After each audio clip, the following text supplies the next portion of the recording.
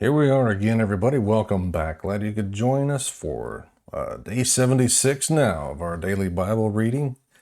We're going to get through the whole Bible in a year chronologically. This is going to be Deuteronomy chapters 17 through 20.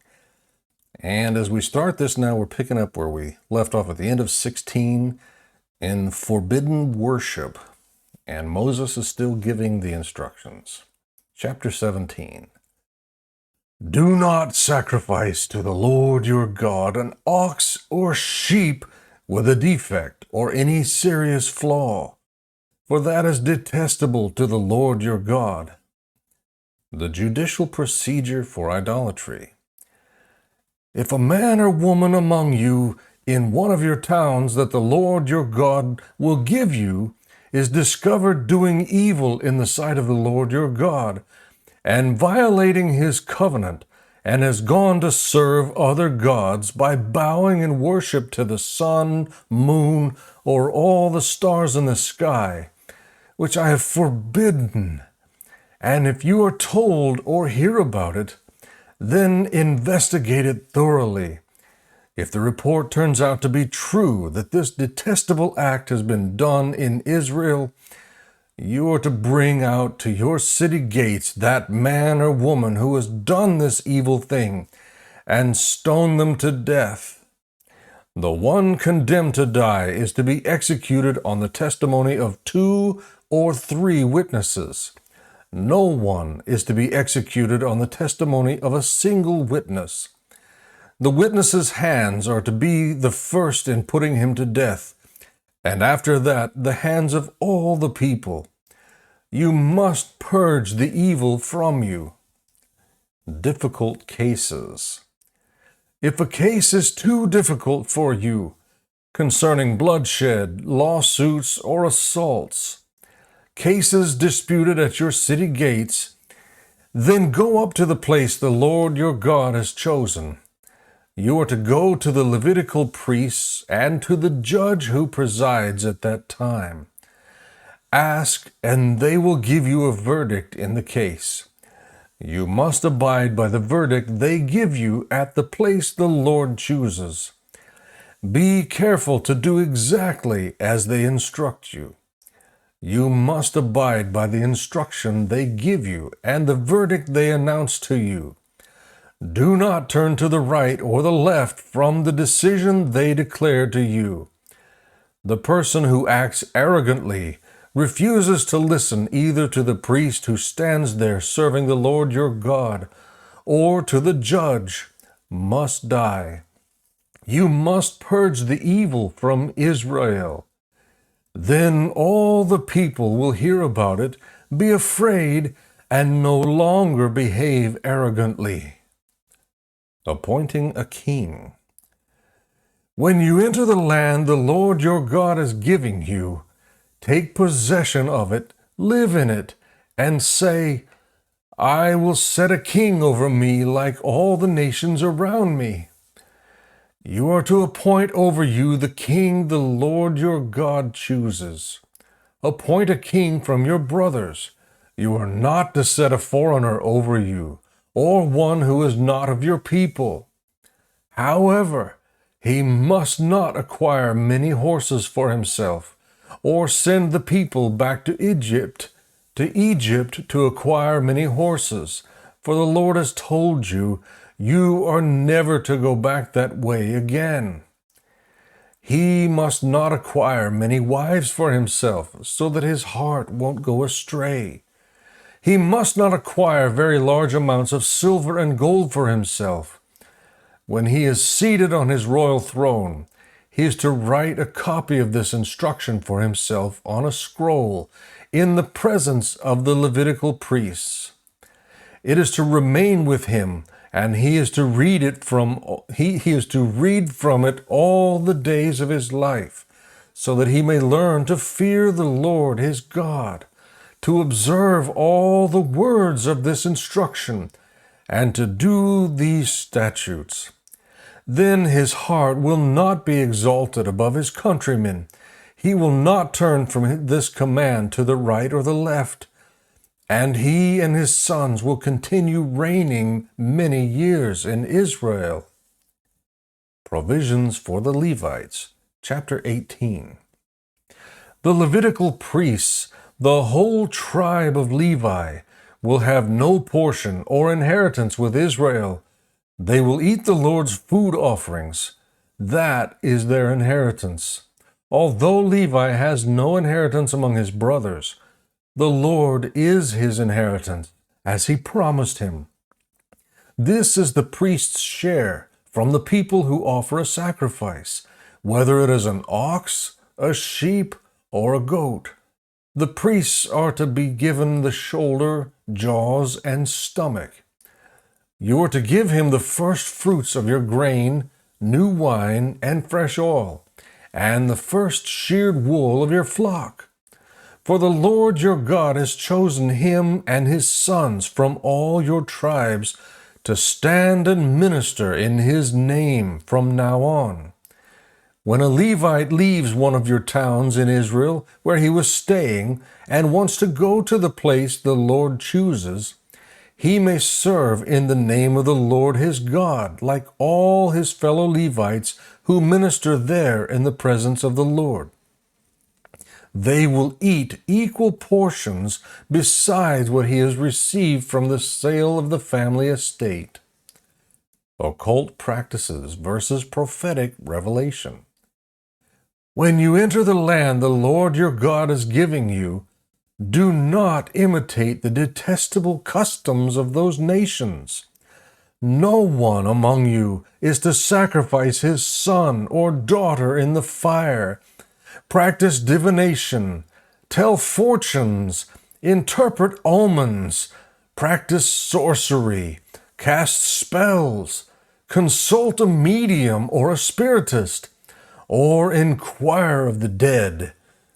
Everyone who does these acts is detestable to the Lord, and the Lord your God is driving out the nations before you because of these detestable acts.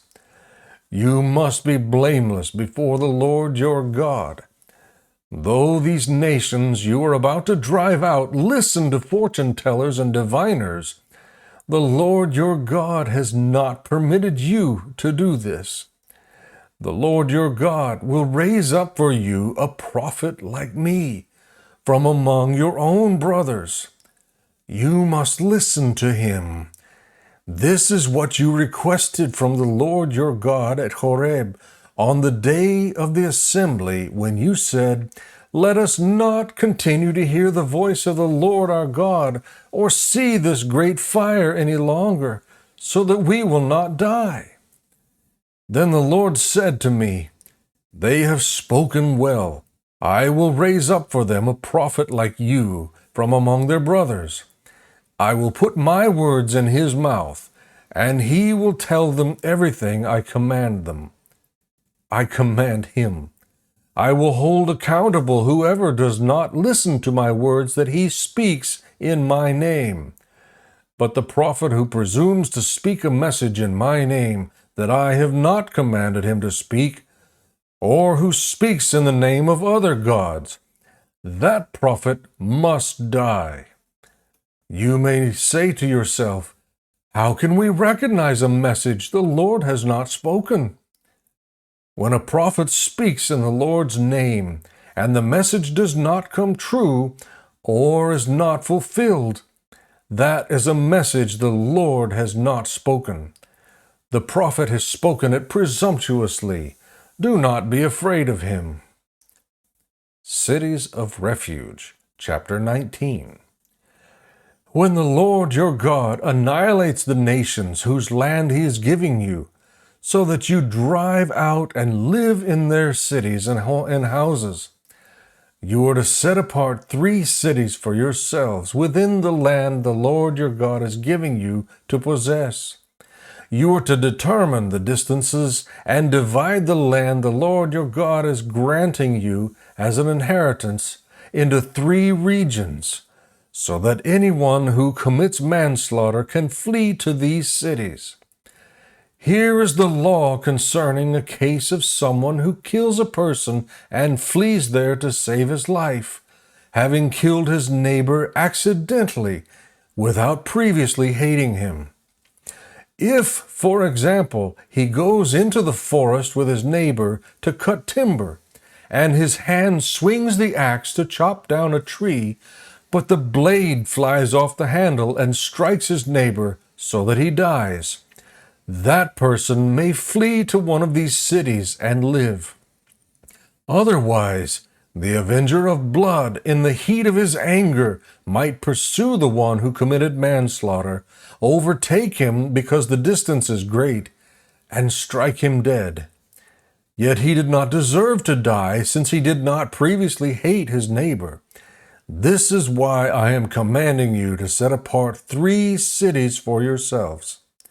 If the Lord your God enlarges your territory as he swore to your ancestors, and gives you all the land he promised to give them, provided you keep every one of these commands I am giving you today and follow them, loving the Lord your God and walking in his ways at all times.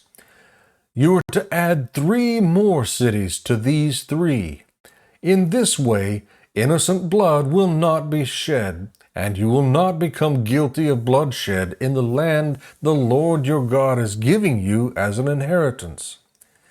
But if someone hates his brother, lies in ambush for him, attacks him, and strikes him fatally, and flees to one of these cities, the elders of his city are to send for him, take him from there, and hand him over to the avenger of blood, and he will die.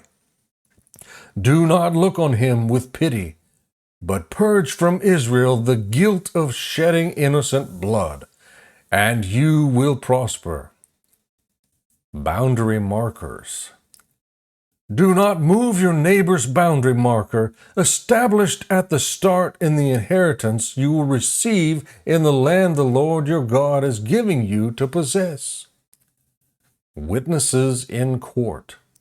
One witness cannot establish any iniquity or sin against another person, whatever that person has done. A fact must be established by the testimony of 2 or 3 witnesses. If a malicious witness testifies against someone accusing him of a crime, the 2 people in the dispute are to stand in the presence of the Lord before the priests and judges in authority at that time.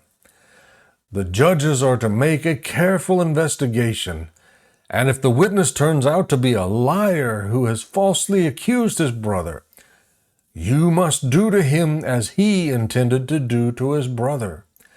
You must purge the evil from you.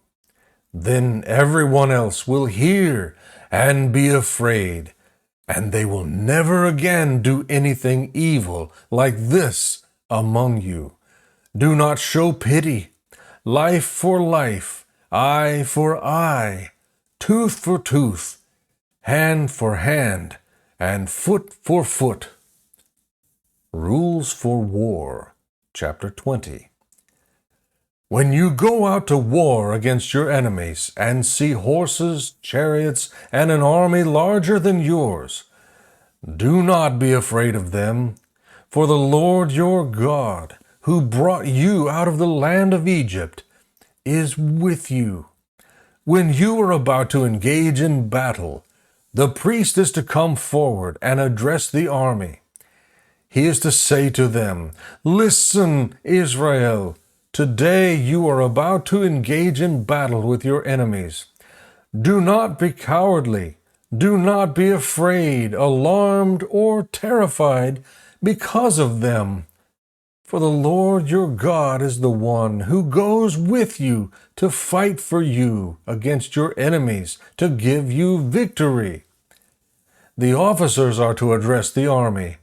"Has any man built a new house and not dedicated it? Let him leave and return home. Otherwise he may die in battle and another man dedicate it. Has any man planted a vineyard and not begun to enjoy its fruit? Let him leave and return home. Otherwise he may die in battle, and another man enjoy its fruit. Has any man become engaged to a woman and not married her? Let him leave and return home. Otherwise he may die in battle, and another man marry her. The officers will continue to address the army and say, Is there any man who is afraid or cowardly? Let him leave and return home, so that his brothers won't lose heart as he did. When the officers have finished addressing the army, they will appoint military commanders to lead it. When you approach a city to fight against it, make an offer of peace. If it accepts your offer of peace and opens its gates to you, all the people found in it will become forced laborers for you and serve you. However, if it does not make peace with you, but wages war against you, lay siege to it. When the Lord your God hands it over to you, strike down all its males with the sword. But you may take the women, dependents, animals, and whatever else is in the city, all its spoil, as plunder. You may enjoy the spoil of your enemies that the Lord your God has given you. This is how you are to treat all the cities that are far away from you and are not among the cities of these nations. However, you must not let any living thing survive among the cities of these people the Lord your God is giving you as an inheritance. You must completely destroy them. The Hittite, Amorite, Canaanite, Perizzite, Hivite, and Jebusite, as the Lord your God has commanded you, so that they won't teach you to do all the detestable acts they do for their gods, and you sin against the Lord your God. When you lay siege to a city for a long time, fighting against it in order to capture it, do not destroy its trees by putting an axe to them, because you can get food from them. Do not cut them down. Are trees of the field human to come under siege by you? But you may destroy the trees that you know do not produce food. You may cut them down to build siege works against the city that is waging war against you until it falls. May the Lord bless the reading and study of His Word.